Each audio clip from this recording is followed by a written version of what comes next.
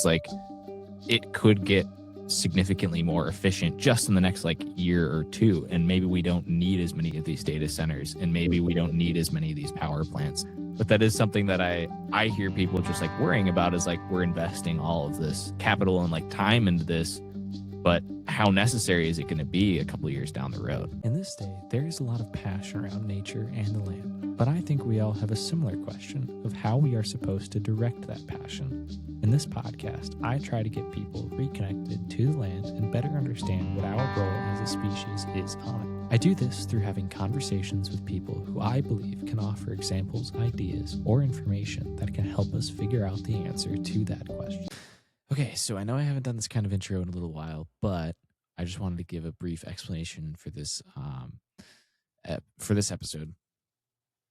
I'm interviewing Tom Kertscher he's a journalist at the Wisconsin Watch, and he has some really interesting stories following the data centers in Wisconsin going up, and I want to actually interview someone just to ask them general and broad questions, and less like nitty-gritty questions, as it will be in this episode. But Tom has followed a couple stories, one on stranded assets, which he gets into and has a way better explanation as to what that is, as to what I could do. But the big one that I want to talk to him about is the NDA, non-disclosure agreement story that he's followed with the data centers, which is pretty much just data centers having local governments sign non-disclosure agreements to essentially, the justification is to hide the fact that the plants are going in from competitors, so that competitors don't know that those data centers are going in there. But consequently, it also keeps the knowing of these projects going in from people within these local towns, which is kind of a big deal. At least I see it as a big deal. So that's my quick synopsis and explanation for this episode here today. Hopefully you guys enjoy it. Please remember to comment, share this episode with anybody you think would find it interesting. You've written like 2 or 3 stories now on the data centers, right? Could you just run us through those, through all the stories you've done on it, kind of just like the baseline explanations of them, and then I'll probably ask like follow-up questions on them. Yeah, sure. So if it helps, I write for Wisconsin Watch, which is a nonprofit news website, and we focus on statewide news, and we're more investigative focused than we are daily news. Mm-hmm. I started writing about data center sort of adjacent stuff late last year. I was looking for a story on data centers, recognizing how important they are, but also wanting to try to bring a new angle to things, and was told about something called stranded assets, which we could talk about if you like. Yeah, absolutely. And then that sort of bridged into several other stories about data centers. Yeah. So what is the deal with stranded assets then? Because like you were kind of trying to explain it to me over the phone, and I was like kind of able to understand it and stuff. Yeah, no, it's not a term most people have heard, I don't think. Yeah. So it refers to power plants, and more specifically, power plants that have been shut down, but money is still owed on them. So sort of a crude analogy would be if you took out a 10-year loan on your car, and you junked the car after 5 years, you still owe the loan, right? So, So these are cases where power plants are expected to be operating years longer than they actually were, but ratepayers are still paying the debt for them. And the story we reported said that in Wisconsin, ratepayers, so residential ratepayers, businesses, everybody, owes about $1 billion on these power plants that are stranded. And it's related potentially to data centers in that now there's a rush to build data centers, consequently a rush to build power plants to serve them. Yeah. And that runs the risk of more stranded assets. What happens if we, in Wisconsin, rush to build new power plants to serve data centers, and then the data center boom isn't what it's expected to be, or we don't need as much power as we thought. That runs the risk of creating more stranded assets. Yeah.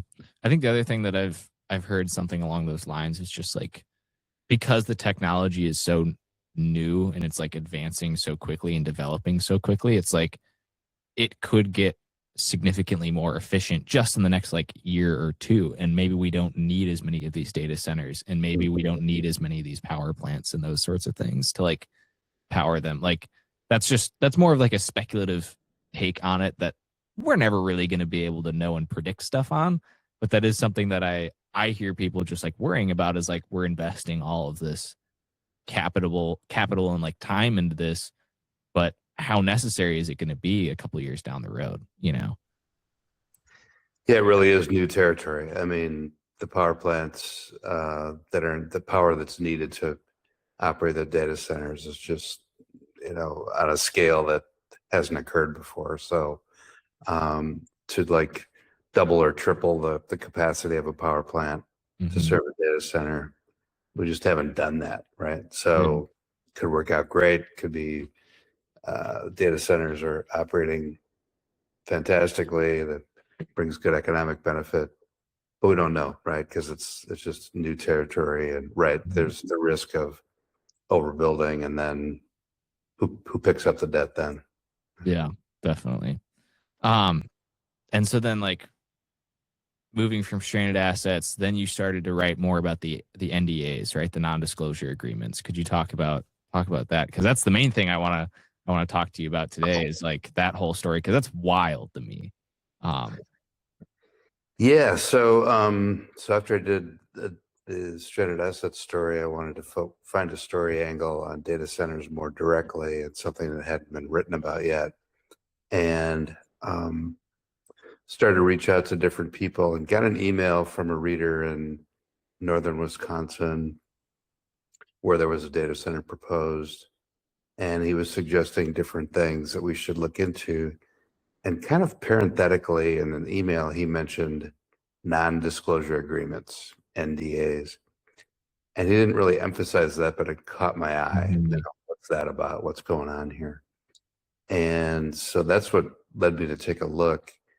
And the original story in January, we found that there were 4 communities in Wisconsin that had signed NDAs. What that means is you've got a local government entity, a city or a town, for example, that signs a contract with a data center developer agreeing to keep details confidential.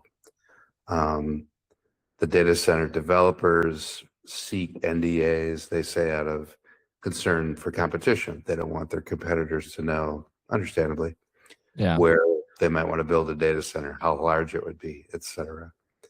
At the same time, the public officials who are signing these NDAs have an obligation to the public. They're there to serve local residents.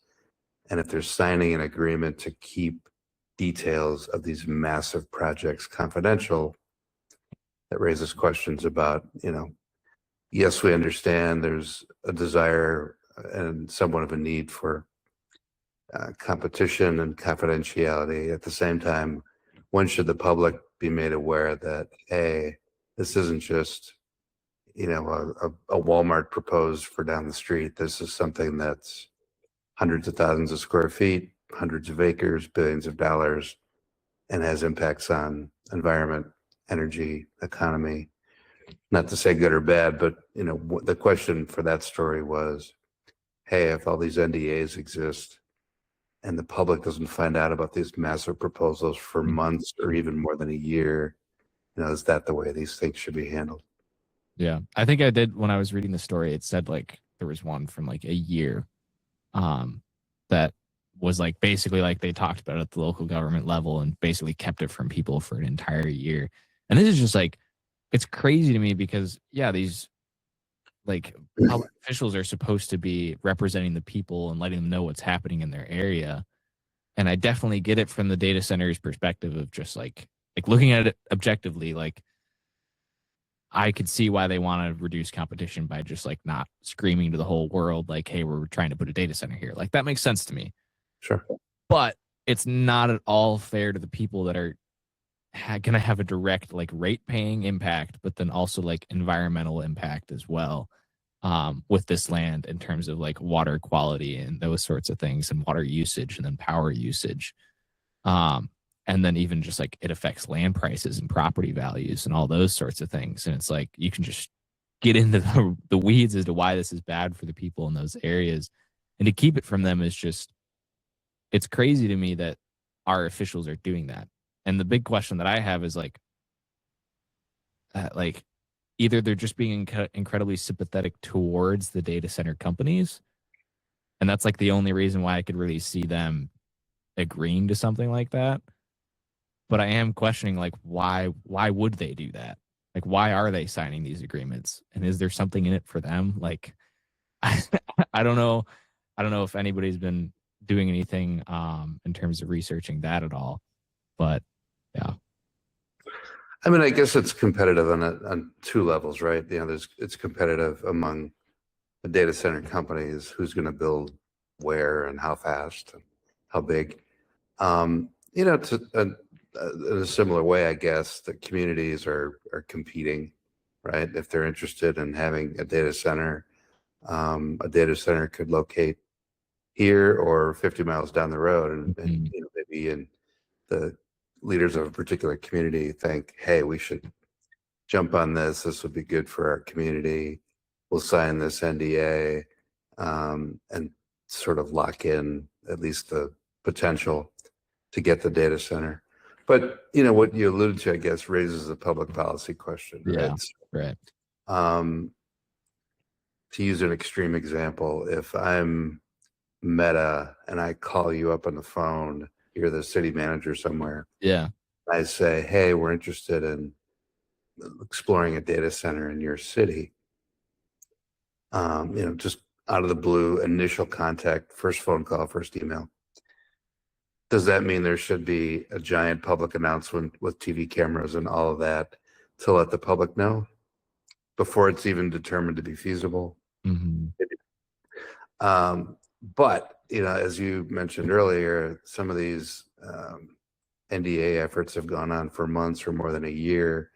There's all this behind the scenes, not to say it's improper, but it is secret. Yeah. Behind the scenes activity between a data center developer and maybe the staff of a village. You know, what about land use over at this part of town? What about zoning? Would we have to change that?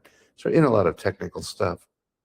So all of that is kind of going on in the background before an announcement is ever made to the public. So the fact that, you know, partly because of the story we did, people became aware that these kind of negotiations were being done for months or longer. Yeah. Before the public was ever made aware. There's a backlash. You know, there's one community, suburb of Madison, that dropped their data center proposal the day after we published the story about NDAs. Really? People are maybe wary of data centers or don't know anything about them. They're not sure what to make of it, maybe. But even if they're open-minded to the potential of a data center in their community, some of those folks are going to be upset and become opponents when they find out, hey, my local government has been doing this in secret for a long period of time. And I don't know if this is good for me or not, but I don't like the secrecy. So there's that backlash in the community, like I mentioned, near Madison. And then on the legislative level, some state lawmakers in Wisconsin and in other states have proposed laws that would ban NDAs for data centers. So interesting. You know, it's understandable for data centers in particular, or like for other stuff of this nature? Both. So, you know, I've focused my reporting more on bills that would ban NDAs for data centers. But there are at least one state looked at it. I think it's New York is looking at data centers a little more, NDA prohibition a little more broadly. But yeah, in Wisconsin and several other states, they're looking at banning NDAs. That would be NDAs between a local government and a data center developer.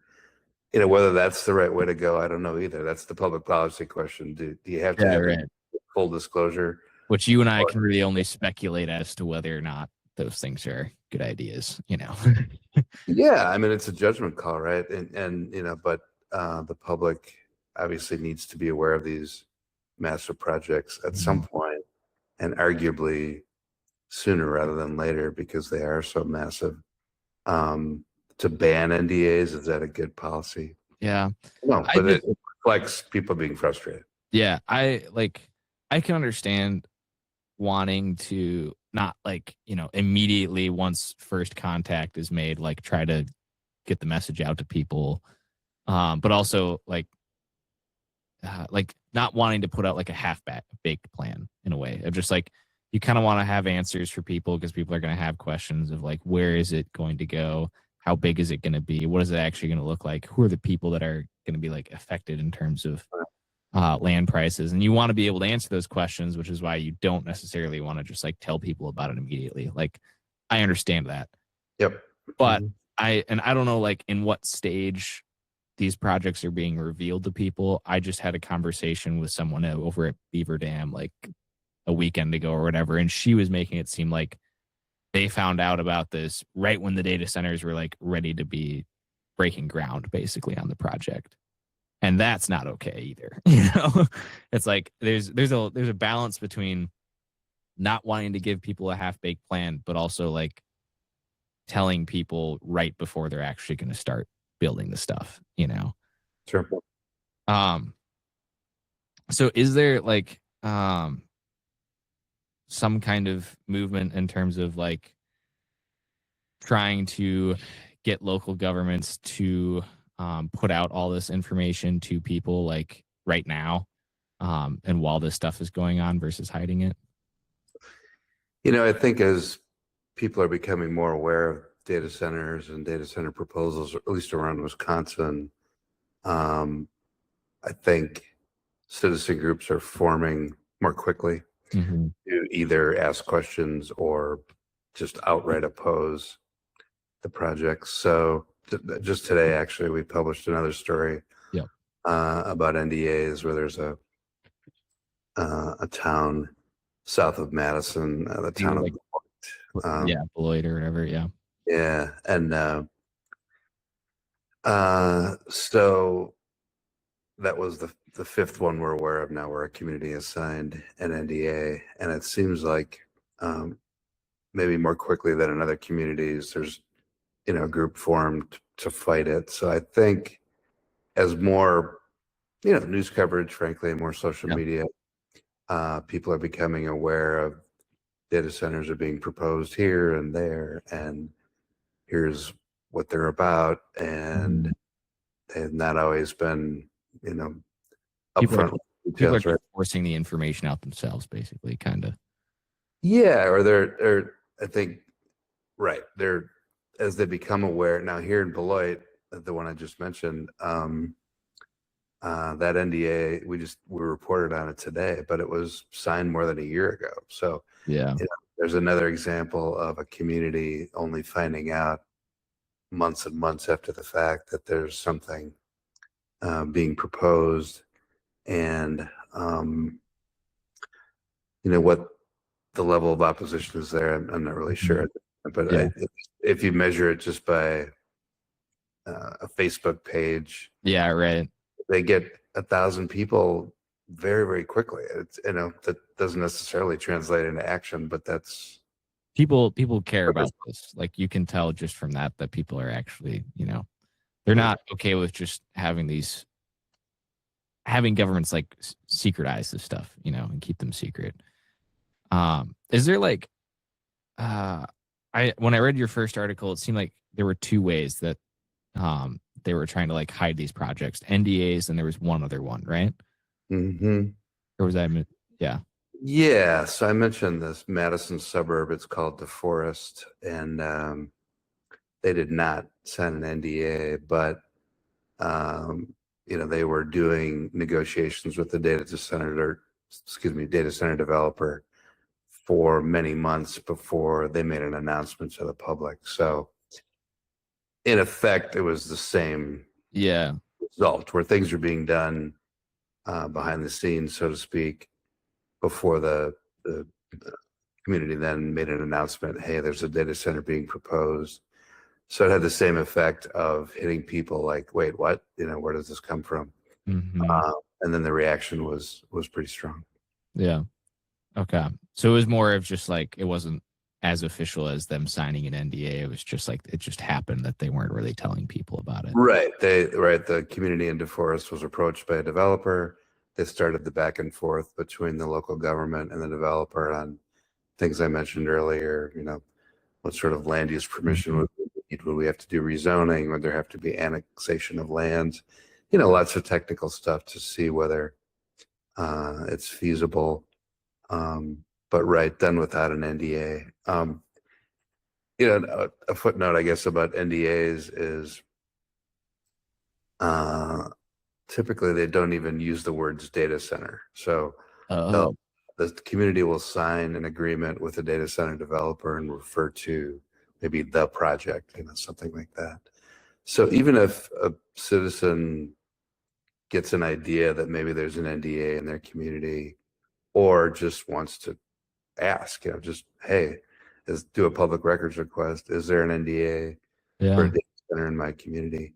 It's tricky because even the agreements themselves don't refer to a data center. Interesting. Huh.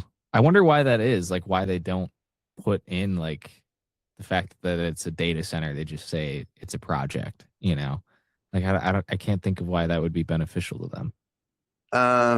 Yeah, I'd be speculating, but I just noticed that occurring, more than once with the NDAs I've looked at. Yeah. I don't need you to answer if you don't have one that you're comfortable with giving. That's just interesting to me. Like I just can't think of why.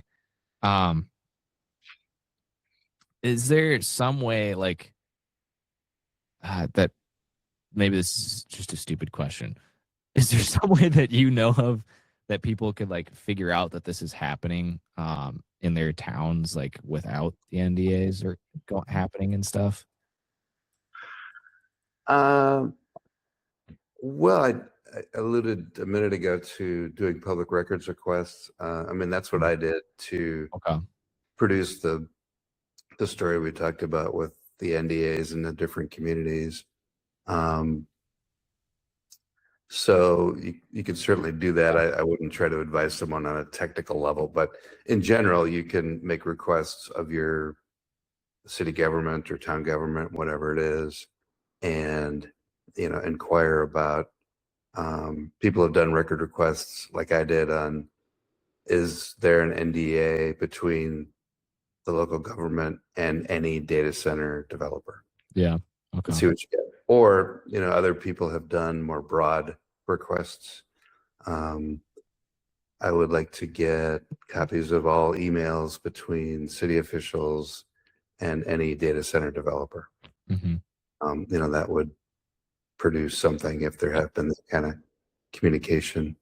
Again, without going too deeply into that, people should keep in mind to be reasonable in the sense of trying to be precise. So the more broad you are, every communication of any type for the last 50 years would be too broad, right? But you have a sense that maybe a data center was discussed in your community in the last 6 months, and it may have involved a particular level of government. If you could focus the requests a little bit more. Yeah. At least in Wisconsin, the law allows for that kind of request, and the burden generally is on the local government to provide those records unless there are legal reasons not to. Cool. Well, then last thing is, how do people reach you to, like, if they want to notify you of like stuff that's happening within their communities that they think would be worth following up on from a story standpoint? How do people get in touch with you or other people at Wisconsin Watch? Yeah, I appreciate that. It occurs to me before I get to that, we've also reported on the economic impact of these data centers is huge. So we don't have a hyperscale, a large data center operating yet in Wisconsin. There are a few under construction, a few that are proposed, but none are actually operating yet. And even though that's the case, what I found is that there are companies in Wisconsin that have received more than $1 billion worth of business by supplying data centers in other places. So that's certainly part of the equation that people, should consider in terms of assessing the impacts, whether it's on environment or land or power. All those things are legitimate, but they also bring in quite a bit of money, and that's even before the first big data center begins operation in Wisconsin. Yeah. So I wanted to mention that too. There are some positives about data centers. Well, yeah, whether it's positive or negative, I suppose people could, have different ways, but it just is, there is, right. I'm talking about just 3 companies I looked at have already done more than $1 billion. So it's clearly more than that. Yeah. But that's certainly one impact. But yes, always looking for suggestions from readers, whether it's about data centers or open government or any topic of importance. My name again is Tom Kertscher, and if you go to wisconsinwatch.org, you'll see all of our stories. You'll see our staff list for contacting us, and would welcome emails from anyone on any ideas for stories that we should be doing. Definitely. Awesome. Well, cool. Thank you, Tom. I really appreciate your time and your willingness to just talk about this for probably like 20 minutes now, I think. So it's pretty good. Hey, you're welcome, George. I enjoyed it. I appreciate it. Awesome. Well, see you later. All right. Take care. You too.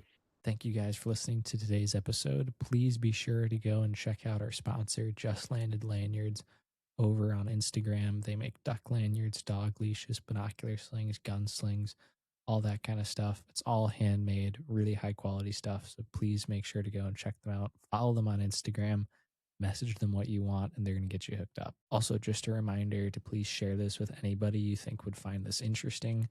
It's pretty much the only way that I'm going to grow is by you guys spreading the word that this podcast exists, as well as comment any questions you have about it. Or suggestions as to what I should do in the future, even production-wise as to how the episodes go. So anything you guys want to comment, please be sure to comment it, and I will definitely respond to it. And thank you guys again for listening to this episode.